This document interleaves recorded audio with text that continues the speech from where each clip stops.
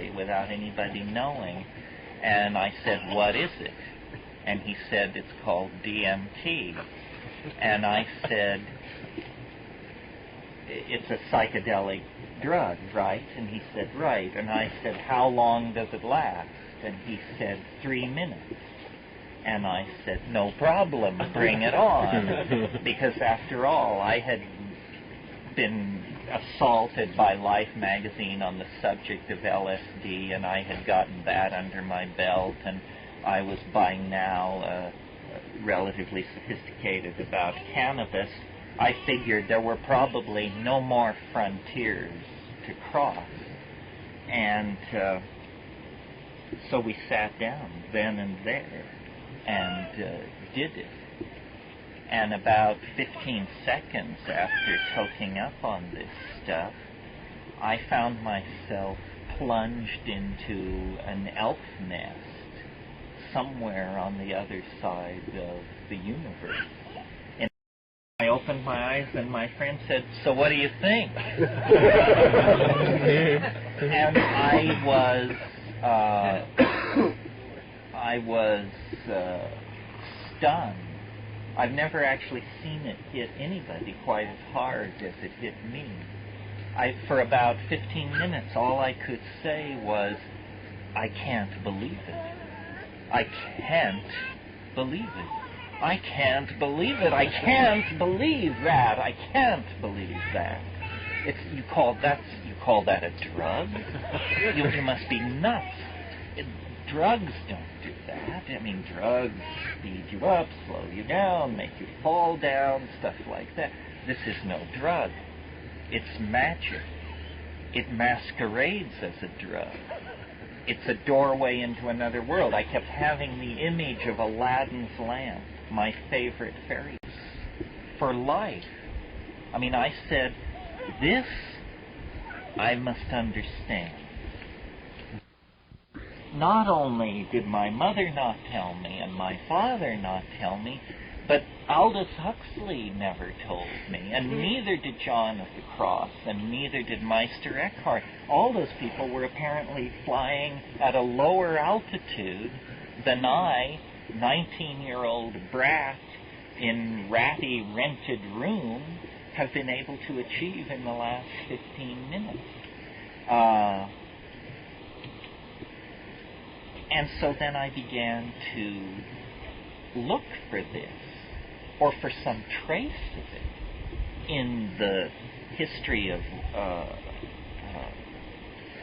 human philosophy, in the history of art, in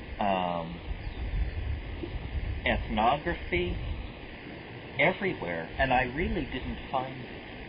And I really still don't find it, except there are certain faint footprints in the blowing sand of human experience that if you've seen the vision, you can follow these footprints back to something like this source. First of all, I went to the library. None of the heads that I knew could make any sense out of this at all for me. I mean, I said, I've got to understand this stuff. This is the most amazing thing. And the second most amazing thing was that nobody seemed to know about it. I mean, I couldn't understand why there weren't 11-inch high headlines on every newspaper on the planet saying, doorway to hyperspace discovered, elf negotiations proceeding, something like that. No, apparently it was a private mystery, or known but to a very few. And I immediately, after coming down, was seized by an absolutely messianic desire to expose other people to this and see what they said, because it just seemed so important to share it. So that's basically what I've been doing ever since, and trying to draw conclusions, trying to understand what is this, number one, how how is it that it can coexist with the world of George Bush and not be discussed or not be part of the mix of social concerns? I mean, after all, we're a society where people jump out of airplanes on weekends because their lives are so boring and empty. Well, then, if you think jumping out of an airplane is a thrill to write home about, you should try this stuff. No one would jump out of an airplane if they had DMT on their menu. But no, apparently it isn't about that. Well, then I came to feel that it is, and I still sometimes offhandedly refer to it like this, that it is secret. It is not a secret. It is the secret.